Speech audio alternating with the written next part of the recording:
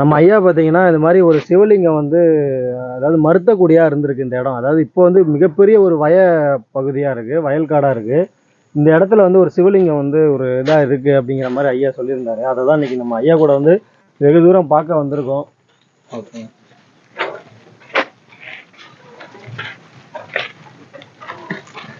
ரொம்ப ஒரு பழமையான காலத்தில் இங்கே வந்து வீடுகள்லாம் நிறையா இருந்ததாக சொல்கிறாங்க. இங்கே வந்து பழைய பழைய காசுகளாக இருக்கட்டும், சின்ன சின்ன சிறு சிலைகளாக இருக்கட்டும், அங்கங்கே நந்திகள்லாம் இந்த மாதிரி இருக்குதுங்கிற மாதிரி சொல்கிறாங்க. நம்ம போய் பார்ப்போம்.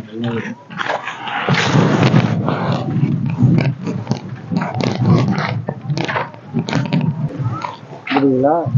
நான் வந்துடுவேங்க.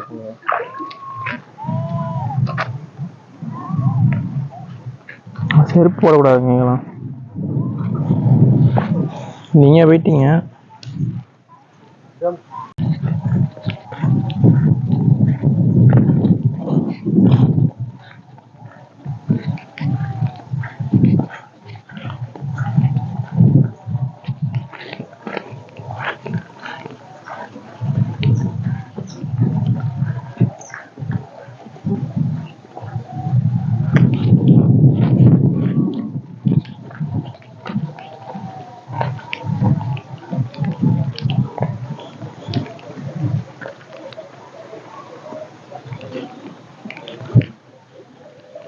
அப்படி இருக்கு. ஒரு ஒரு எவ்வளோ அழகா வடிச்சிருக்கிறாங்க நந்தி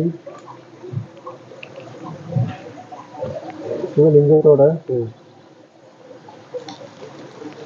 இது ஒரு அழகான ஒரு சின்ன நந்தி. அது அப்பையிலேருந்து வச்சுருங்களா? இல்லை இல்லை, இது இப்போ அது ரீசெண்டாக வாங்கி வச்சுருக்காங்க. இது மட்டும்தான் இருக்கு.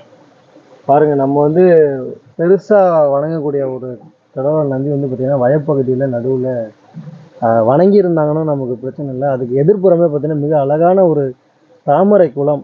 ஸோ அது ஒரு அமைப்போடு இருந்திருக்கு. இங்கே வீடுகள் இருந்ததுக்கான ஒரு சாட்சி தான் இந்த சிவலிங்கம். அதான் ஒரு நல்ல ஒரு அந்த எண்கோண வடிவுன்னு சொல்லுவாங்க பார்த்தீங்கன்னா, அந்த எண்கோண வடிவோட பார்த்தீங்கன்னா அந்த அந்த எண்கோண வடிவு அந்த எட்டு திக்கும் இருக்கும்னு சொல்லுவாங்க. அந்த எண்கோண வடிவோட பார்த்தீங்கன்னா இருந்திருக்கு.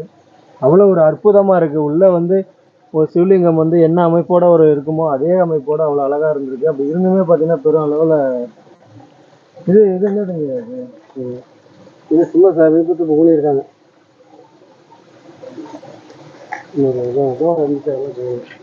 இந்த கருத்துலாம்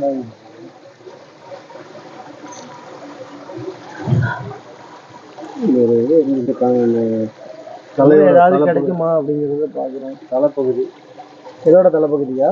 இந்த சிலையோட தலைப்பகுதி மட்டும் இது இருந்துச்சு.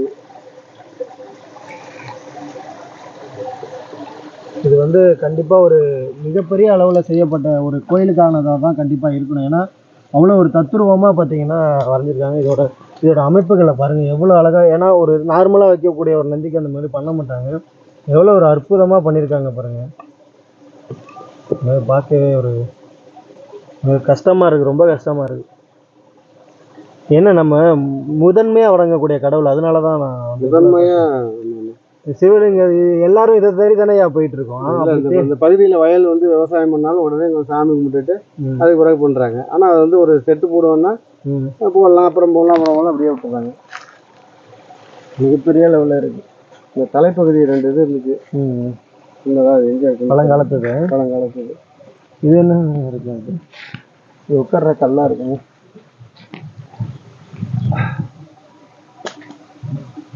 அங்கேருந்து எடுத்து வந்துருப்பாங்க சிவகோயிலேருந்து. இந்த அணைக்குச்சி போடுறது, இது அரைக்கிறது, இதுக்கு தானே இந்த கல் நிறையா மக்கள் வந்து எடுத்துகிட்டு வந்துடுறாங்க. அந்த மாதிரி கோயிலேருந்து எடுத்து வரப்பட்டது தான். ஏன்னா அதோட இது தெரியுது கொஞ்சமாவது. அந்த பழங்காலத்து கல்லே தெரியும். எவ்வளோ அழகாக பாருங்கள். ஒரு தெப்பங்குளம் பாருங்கள், அவ்வளோ அருமையாக இருக்குது. எப்படியா இதுக்கு முன்னாடி தெப்பக்குளங்களா? இது எப்பயிலேருந்து இருக்குது? இந்த வயல் பூரா வந்து வடிகால், ஒருத்தர் வயல். அதனால இந்த வடிகாலுக்காக ஒரு கோயில் அந்த ஒரு சிவலிங்கத்துக்கு ஏற்ற மாதிரியே ஒரு தாமரை குளத்தோட இருக்கு. அதனால தான் நான் கேட்குறேன். ரொம்ப அமைப்பு அழகாக இருக்குது. ஏன்னா மற்ற வடிகால் குளங்கள்லாம் நம்ம பார்த்துருப்போம், வயலுக்கு நடுவில் எவ்வளோ ஒரு இதாக இருக்கும். இது பார்க்கவே ஒரு ஒரு ஒரு அழகான ஒரு காட்சியை தெரியுது. அதுவும் சிவலிங்கத்துக்கு எதிர்புறமே போகிறோம். இது இந்த பக்கம் சித்தாயல் கிராமம், ராயந்தூர், குணமங்கலம், கல்விராயம்பேட்டை எல்லாம் இப்படி இதுக்குள்ள இந்த ஊருக்குள்ளேயே ஒரு வட்டமா இருக்கும். இந்த ஊர் பேர் என்ன? இப்ப நம்ம நிக்கிறதுக்கு இடம் மரத்தக்குடி. அப்படின்னா இங்க வீடுகள் இருந்திருக்கு. ஆமா, இந்த ஏரியாவிலே வீடு குடி இருந்திருக்காங்க. இப்ப இல்ல. இப்ப இல்ல. எதனாலயா இருக்கும் காலி? மன்னர்கள் காலத்துல அது எப்படி போனாங்க, ஏதாவது குடிபெயர்ந்திருக்கலாம். ஆனா அதுக்கான தடைகள்லாம் இங்க கிடைக்குது. ஆனா ஊர் வந்து இன்னும் அந்த இதுல எல்லாம் வந்து மரத்தக்குடின்னு தான் இருக்கு. மரத்தக்குடி மேட்டு குடி, வேட்டு. இது இப்ப இதுக்கு என்ன இப்ப யாரும் இதுக்கு வந்து செட்டு போற மாதிரி சொல்லியிருக்காங்க. செட்டு போறதா வந்து ஒருத்தர் வந்து சொன்னாரு, அந்த இதுல இருந்து சங்கர மடத்துல இருந்து. சரிங்க. வந்துட்டு அப்புறம் வந்து இன்னொரு வாட்டி உங்கள் ஃபோன் நம்பர் கொடுங்க, நான் வந்து பார்க்குறேன்னு சொல்லிட்டு அப்புறம் போயிட்டாங்க. அதே மாதிரி இன்னொரு ஏரியாவில் 2-3 பேர் சொன்னேன், இது மாதிரி இருக்குது அப்படின்னு. இந்த மாதிரியே இருக்குங்க? இது மாதிரியே இருக்குது, எல்லாம் போட்டு தரேன்னு சொல்லிட்டு அப்புறமேலு ஒரு இடத்துல செட்டு போட்டுறத செட்டை பிரிக்க வேண்டாம், கோயிலில் நாங்கள் கட்டி கொடுக்குறோம், சிமெண்ட்டு கல் எல்லாம் நாங்கள் கொண்டு வந்து கட்டுறோம்னு சொன்னாங்க. அதோட போயிட்டாங்க. இது வந்து பார்த்துட்டு போனாங்க. வயல்காரவங்கெல்லாம் சேர்ந்து செய்யலாம்னு சொன்னாங்க. அதுக்கு பிறகு அப்படியே நான் அப்படின்னு.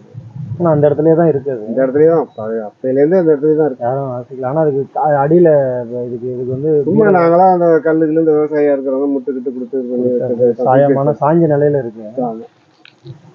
சரிங்க, எங்களால் இந்த வேர் வரும்போது சாயுது இல்லை, இந்த மட்டமாக இருந்தது, இப்போ கொஞ்சம் சாஞ்சு. எங்களால் முடிஞ்சதை நாங்கள் இதுக்கு வந்து கூடிய விரைவில் வந்து பண்ண பார்க்குறோங்க. சரி, இந்த மாதிரி விஷயங்களை நமக்கு தெரிவித்ததுக்கு ஐயாவுக்கு ரொம்ப நன்றி. இருக்கட்டும் ஐயா.